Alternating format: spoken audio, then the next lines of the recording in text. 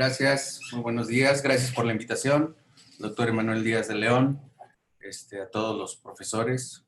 Gusto saludarlos. Paulina, muchas gracias. A ver, vamos a... Me permitieron dar, ya se ve la pantalla, ¿verdad? Las fracturas de tobillo, si bien es cierto, es una de las patologías comunes, frecuentes que tenemos en los servicios de urgencias. En el fútbol soccer tienen una cierta peculiaridad. No avanza. Ahí está. El mecanismo de lesión habitualmente tiene una incidencia que decimos que en los jugadores profesionales o en el fútbol profesional llega a haber de 13 a 35 lesiones por cada 1000 horas de juego por jugador. Las lesiones, que eso equivale a 1.8 a 2 juegos, en donde presentamos alguna lesión o se presenta alguna lesión de tobillo. Las lesiones por fatiga tienen un porcentaje de un 35-37%, la frecuencia de esguince es un 20 o 21%, las contusiones 16 a 24%, lesiones en el lugar o en el lugar anatómico, en la región, el muslo, habitualmente el 23, un 24, en un tobillo del 18 al 19 y la rodilla de un 15 al 17.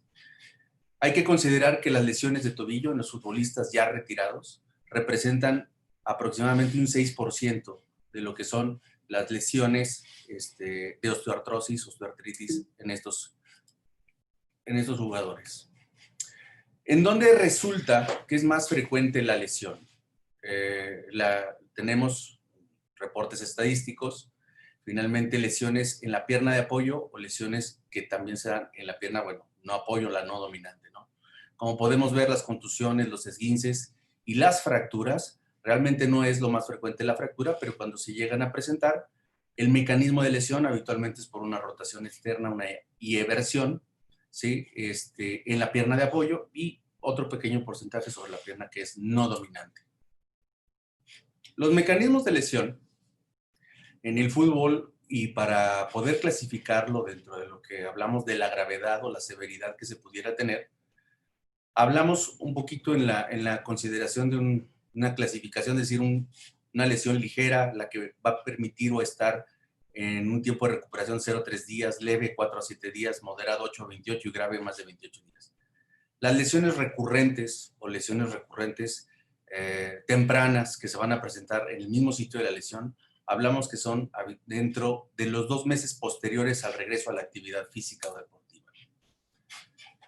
¿Cómo se pueden presentar este tipo de lesiones dentro del campo? ¿Sí? Por los diferentes, mecanismos dentro de la misma actividad del juego, como son la misma fatiga, el tropezar a veces con el pasto, las barridas, el saltar, el brincar y el caer, la manera de caer, el golpeteo continuo, a veces de los adversarios, las cargas directas, los disparos, el hecho de tener las patadas, ya sea de lado, rotaciones frontales, pero la mayoría de los jugadores, en un 50%, tienen unas lesiones en el pie, digamos, dominante, que es el pie derecho. Hablando de jugadores derechos, que la mayor frecuencia es que sean la pierna dominante, la derecha, y el 79%, que es lo que representa este tipo de lesiones. Los sitios anatómicos más comunes, obviamente, es el tobillo en un 56%, el retropié en un 30% y el medio pie en un 14%. Realmente la fractura de tobillo en el futbolista hablamos del futbolista profesional, es la frecuencia con la que presentas es de 1 a 9.7%. Realmente el 75% va a ocurrir en los juegos como tal de la liga, y el otro porcentaje ocurre en procesos prácticamente de entrenamiento. Las fracturas del tobillo representan el 36%, las del pie el 33% y la tibia 22%. Hay una incidencia del 2% que sea habitualmente en lo que llamamos el fútbol grande, el fútbol en pasto, el 2%, y en el fútbol de salón se reporta un porcentaje de un 8%. El tratamiento habitual de una fractura de tobillo es el convencional, el que conocemos en la cuestión del ámbito ortopédico, traumatológico. Realmente la situación es prácticamente la misma indicación quirúrgica. Sin embargo, en el futbolista tenemos una gran ventaja. La primera, que la mayoría de los eventos los podemos tener registrados bajo una visión de video para poder realizar un análisis completo del mecanismo de lesión y poder establecer correctamente la severidad de esa lesión y entonces poder traspolar al paciente, en este caso al jugador, qué tipo de lesión es la que estamos enfrentando. Y la otra situación es que independientemente del tratamiento, tenemos que acompañarnos de algunos otros estudios, tanto de gabinete como otros procedimientos quirúrgicos que nos puedan auxiliar para poder resolver en un solo evento este tipo de patologías y sobre todo el objetivo que es reinstalar lo más pronto posible al jugador. Hay tres grupos que también tenemos que considerar, por eso del mecanismo de lesión que platicaba. El hecho de considerar los grupos ligamentarios, que ya se hablará más adelante de las cuestiones de inestabilidad, pero básicamente hablamos de los componentes ligamentarios, los peroneos tragalinos, la parte del deltoideo y lo más importante, una de las lesiones que a veces omitimos o a veces no tomamos tanto en consideración como es la lesión de la sindesmosis, la membrana interósea y propiamente estas características, digamos, de tejidos blandos tenemos que tomar en cuenta. Más o menos es la parte de la región anatómica que se representan en las inserciones, sobre todo hablando de la sindesmosis. Las clasificaciones, como decía, prácticamente la cuestión de la clasificación no cambia en función de las convencionales que tenemos. La clasificación de Weber, que es conocida como la fractura en peroné, la de Lowe-Hansen, que es el mecanismo de lesión, y las clasificaciones de AO. La que más nos puede auxiliar y nos puede ayudar en el tratamiento, como mencionaba, es la de Lowe-Hansen, que es la que nos permite, de acuerdo al mecanismo de lesión, establecer qué tipo de tratamiento podemos ofrecer y ser resolutivos. La gran ventaja, insisto, que tenemos con los jugadores profesionales es que la mayoría de los juegos y en donde ocurren este tipo de lesiones, las tenemos grabadas en video. Entonces, podemos hacer un análisis adecuado del mecanismo de lesión para poder nosotros establecer el esquema de tratamiento que vamos a ofrecer. Existen las otras clasificaciones, como es la clasificación de AO, en comparación con la de Weber, referente al sitio anatómico, ¿sí? Y al número de fragmentos, que es lo que nos señala en las clasificaciones de AO. Las radiografías convencionales, en los estudios de imagen, nos pueden predecir las lesiones, sobre todo a nivel de la sindesmosis, de una manera, digamos, confiable y claro, depende mucho de la experiencia del cirujano, del ortopedista que esté evaluando y valorando al paciente. La tomografía, definitivo, supera las cuestiones de las radiografías simples en la cuestión de la detección de la reducción o una reducción inadecuada que se pudo haber realizado en una fractura de tobillo.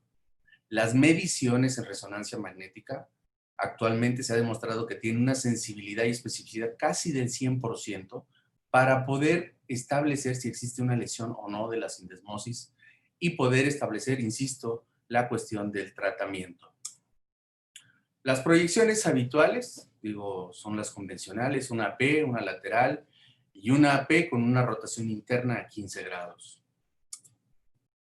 Existen diversas proyecciones que se sugieren para poder establecer y decir, bueno, esas proyecciones nos van a ayudar y nos van a auxiliar para hacer diferentes mediciones de la mortaja, de la situación, de la relación de la tibia astragalina, de los ángulos que nos puedan dar, del ángulo de Shenton, etc.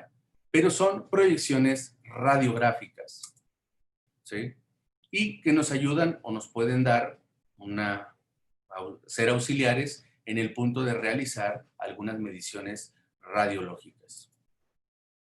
Entonces, realmente en una fractura, lo que tenemos que establecer es que tenemos que realizar un examen clínico, un examen metodológico del mecanismo de lesión, el examen radiológico y la tomografía definitivo. Nos ayudarán para establecer y poder diagnosticar las lesiones, ya sean ligamentarias y la sindesmosis del tobillo, o bien el apoyo con la resonancia magnética.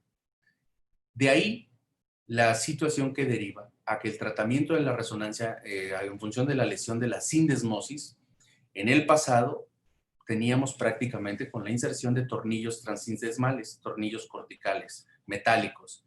Actualmente se está orillando, se está realizando la fijación o el cierre de la lesión sindesmótica a través de lo que son digo, el tie rope o algunos otros instrumentos, que es lo que llamamos la sutura flexible.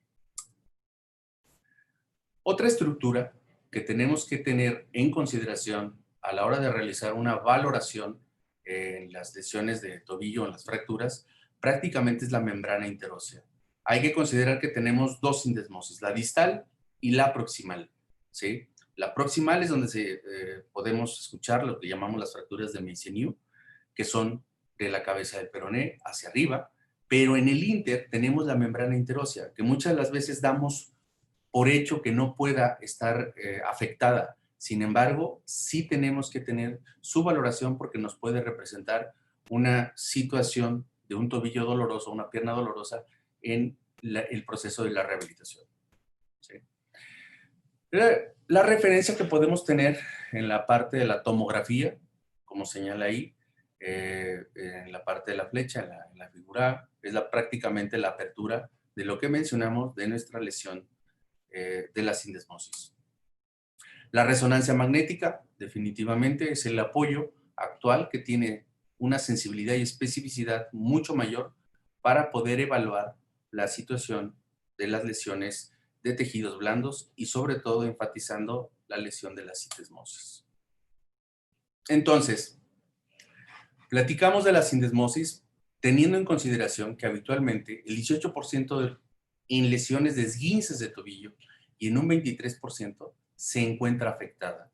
Las lesiones de la sindesmosis que no diagnostiquemos, finalmente en el pronóstico, a la recuperación y a la rehabilitación, nos van a generar una situación de inestabilidad crónica y obviamente eso nos va a repercutir en el proceso de esa recuperación. Las lesiones asociadas del ligamento deltoideo es una lesión también común y sobre todo que se asocia en un alto porcentaje cuando se correlaciona o podemos nosotros diagnosticar que se encuentra afectada la sindesmosis. Existen luxaciones traumáticas y podemos entonces evaluar que esas, no por el mecanismo de lesión de entrada, este mecanismo que es muy aparatoso, vamos a pensar o a registrar que de antemano o de entrada puede estar la sindesmosis afectada. La verdad es que no, en este caso tenemos una luxación traumática prácticamente hacia el lado medial, pero toda la parte lateral se preservó. ¿Sí? A este paciente se le hizo una reducción y lo que hicimos fue ponerle un fijador externo, ¿sí? Y hicimos una fijación mínimo invasiva con algunos tornillos simplemente corticales y esponjosos. Entonces, tenemos que determinar el tipo de fractura si tenemos una situación de inestabilidad, que nuestro objetivo en una fractura de tobillo será la reducción anatómica, teniendo en consideración las lesiones ligamentarias y tomando en cuenta, como mencionamos, la membrana interósea.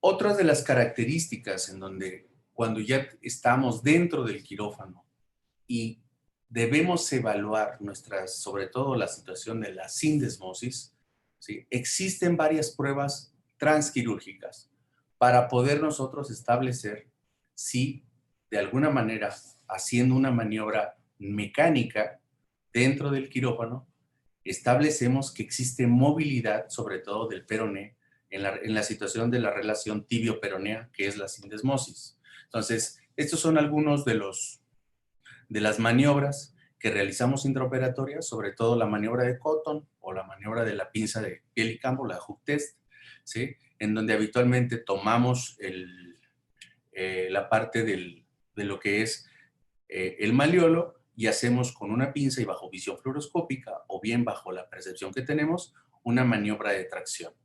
Y habitualmente decimos que son más de 2 milímetros que percibimos o podemos apreciar para poder decidir que nuestra lesión de la sindesmosis se encuentra presente. Como decíamos, previo a estas, de acuerdo a la escuela en la que nos formamos, la colocación de un tornillo cortical, sea de 3.5, de 4.5 para el cierre de la sindesmosis, era lo común. Pero tendríamos que someter al paciente a un retiro del mismo aproximadamente en un promedio de 6 a 8 semanas. Esta situación de realizar un segundo procedimiento quirúrgico también nos atrasa el proceso de la recuperación y la rehabilitación. Sin embargo, también las complicaciones que se presentaban era la fatiga o la ruptura, en este caso del tornillo que cerraba la sindesmosis, incluso antes de tiempo, lo cual en ocasiones favorecía que no se recuperara, no cerrara adecuadamente, no sanara la parte de la sindesmosis y teníamos una ruptura pues previa a la lesión. Actualmente, lo que llamamos la sutura flexible, el tie rod, con diversas presentaciones, es uno de los sistemas que nos está ayudando a hacer un cierre adecuado y que de alguna manera evitamos el retiro de ese material en un tiempo inmediato. Y el índice de complicaciones pues, realmente, aparentemente, es mucho menor, ¿sí? Este es uno de las tablas de los resultados de los estudios que se han hecho en cuanto a lo que es la sutura o la sutura de tie rod, la sutura bottom, y lo que es el cierre de la sindesmosis a través del tornillo, ¿no? Diversos grupos y reportes en cuanto a lo que existe en la bibliografía, en donde prácticamente, nos señalan que existe mucho mejor resultado con el hecho del uso de lo que es la sutura, el botón de sutura. Otra de las cosas que se enfatiza mucho en la realización insisto, de las fracturas en los deportistas de alto rendimiento, en este caso futbolistas, es poder establecer el diagnóstico de la fractura, que lo hacemos con radiografía, resonancia, como dijimos, pero otra de las situaciones que suelen asociarse y presentarse comúnmente es las lesiones de cartílago y bien incluso evaluar a través de una visión artroscópica mismo la sindesmosis. Existen la propuesta de algunas clasificaciones en donde ya como podemos ver al lado izquierdo, existen diferentes palpadores con algunas medidas en cuanto a la longitud para poder determinar a través de la sindesmosis si existe o no cierta inestabilidad y poder gratificarla. Son propuestas, realmente no existe todavía una descripción que esté ya aceptada para esta situación de la valoración de la sindesmosis por artroscopía, pero son propuestas de gratificación. Tomando en cuenta que si en un 40% de las lesiones de los esguinces de tobillo, ¿sí?, se presentan ciertas lesiones óseas condrales en una fractura subcondral en un 5%, de acuerdo a un reporte de Bandage, entonces imaginémonos qué ocurre con un mecanismo de alta energía que nos genera una fractura de tobillo, ¿no? Y entonces la razón de sugerir la realización al mismo tiempo, después de la reducción, de una revisión por artroscopía, está sustentada en este punto. Sobre todo, el poder realizar en un jugador profesional la reparación en su momento de una lesión condral para no tener una situación de retraso en la recuperación. Habitualmente, las lesiones comunes o las lesiones condrales que se pueden tener, estas son las más comunes desde el punto de vista del evento traumático.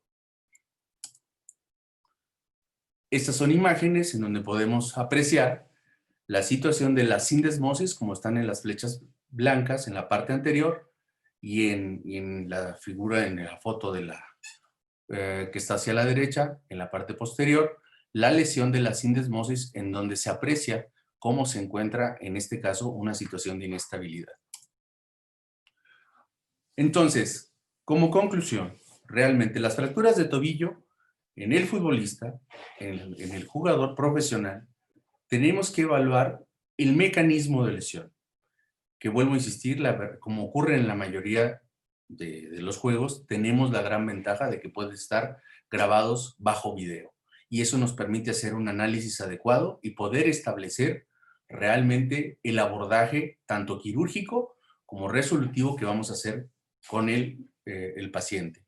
El tratamiento de la fractura como tal, de la lesión ósea, se hace de manera convencional, con los sistemas de osteosíntesis que habitualmente ya conocemos, placas anatómicas, titanio, son el uso de los tornillos no, habitualmente no tornillos absorbibles, en la fractura del peroneo, la tibia. El apoyo bajo visión fluoroscópica, eso siempre será de acuerdo a lo que mencionamos también para la lesión de la sindesmosis en función de las pruebas que podamos hacer transquirúrgicas. El apoyo de artroscopía al mismo tiempo para establecer las lesiones condrales y hacer la revisión de las situaciones ligamentarias y de ahí poder nosotros derivar a la toma de la decisión de la reparación, reconstrucción y remodelación ligamentaria. Y posterior a ello, a toda la reconstrucción que hagamos, establecer el protocolo que vamos a fijar para una rehabilitación. ¿Qué nos llevamos a casa finalmente? Es individualizar los casos. Insisto mucho, el mecanismo de lesión, pudiésemos hablar de 10 fracturas de tobillo, sin embargo, el mecanismo de lesión es completamente diferente en cada uno de ellos y establecer bien qué es lo que caracteriza a cada paciente, ¿no? ¿Cuál es realmente el problema? El tiempo de recuperación en función al grado de lesiones que nosotros hayamos detectado y hayamos reparado. La idea es no dejar inestabilidades o malas alineaciones en las estructuras óseas, una congruencia articular lo más cercana al anatómico posible y realizar el menos daño del que ya de por sí se tiene con la lesión. Entonces, muchas gracias, agradezco la atención. No sé si existe alguna pregunta o la dejamos al final.